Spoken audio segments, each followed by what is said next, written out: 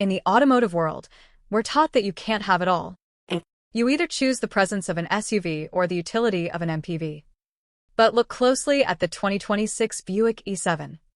It challenges that binary logic. Is it just another crossover, or have they engineered a spatial paradox?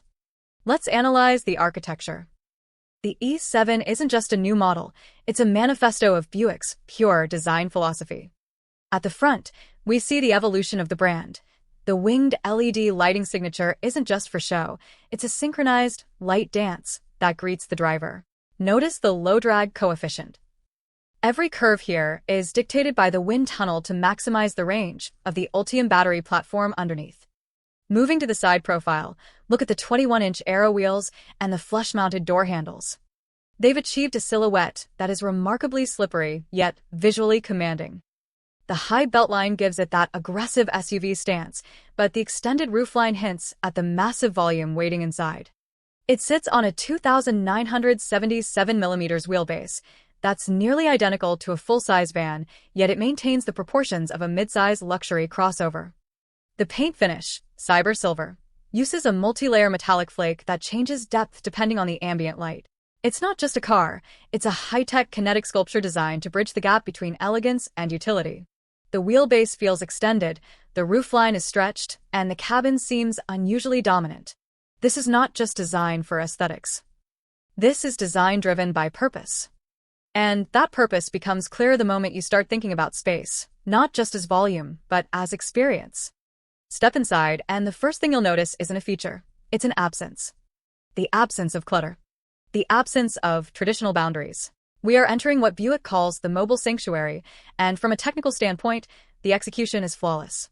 Let's start with the centerpiece, the 30-inch 6K IMAX curved display. This isn't just an iPad glued to a dashboard. It's an ultra-low reflection glass surface with 10-bit color depth integrated into a single magnesium alloy frame.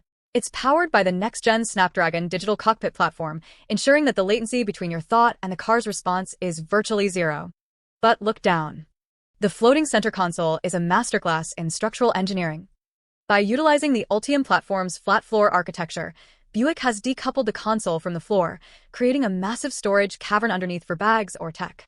It creates a broken line in the interior that tricks the eye into perceiving even more volume than actually exists. Now, let's talk about the tactile intelligence. The materials here aren't just premium, they are sustainable. We see a blend of recycled pet fibers and lab-grown leathers that feel more organic than the real thing. The ambient lighting system? It's not just RGB strips. It uses 128-color dynamic backlighting through laser-perforated wood trim, mimicking the way sunlight filters through a canopy of trees. Thanks to the 2,977mm wheelbase, the rear legroom exceeds most executive sedans. The seats are engineered with zero-gravity, foam, and multi-point massage functionality. But the real magic is the verticality. Buick has optimized the roof lining to provide a loft-like feel, ensuring that even the tallest passengers feel unconfined. This isn't just about moving from point A to point B, it's about reclaiming the time spent in between. In the E7, space is no longer a luxury, it's a standard.